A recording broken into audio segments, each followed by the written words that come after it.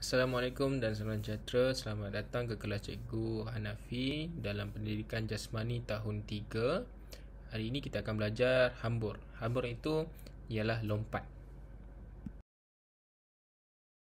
Okey, seperti yang cikgu katakan tadi, hambur itu adalah lompat. Hambur ini ada dua, iaitu menggunakan kaki ataupun menggunakan tangan. Hari ini kita akan belajar menggunakan kaki.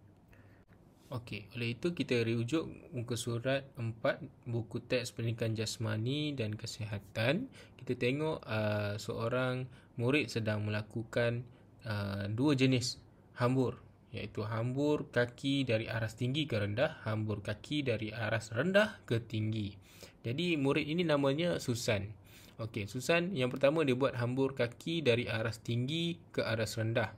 Apa yang kita perlu lihat iaitu tengok step langkah yang pertama, kedua, ketiga dan keempat. Yang pertama dia membengkokkan kaki, yang ketiga dia membuat lonjakan kaki lurus, dan yang ketiga tangan lurus ke atas dan kaki pun lurus, pinggang lurus, badan lurus, dan yang keempat dia perlu fleksikan lutut ketika mendarat untuk serap daya. Okey.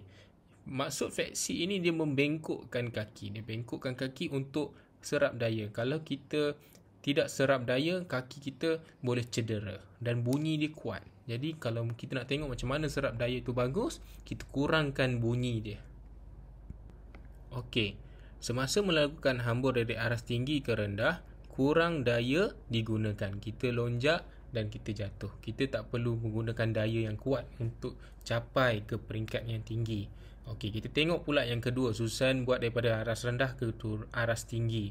Jadi lakuannya yang sama. Berdiri tegak dulu, bengkokkan kaki, fleksi dan lompat.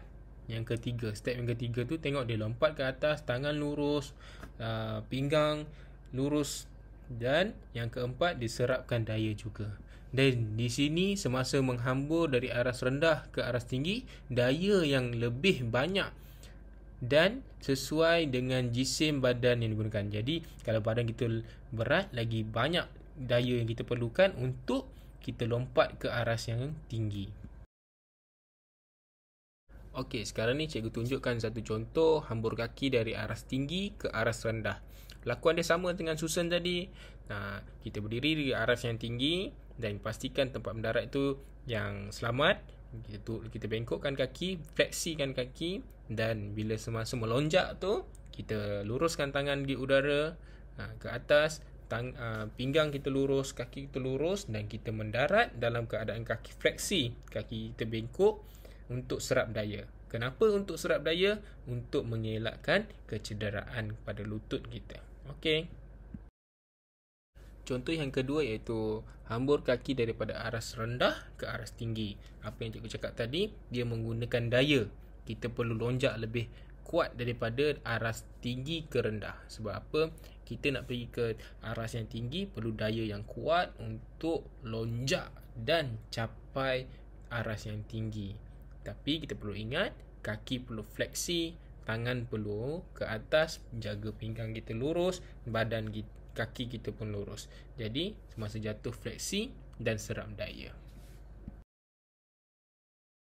Okey, seterusnya ialah tugasan. Jadi murid-murid boleh lakukan di rumah, pastikan keselamatan yang diutamakan.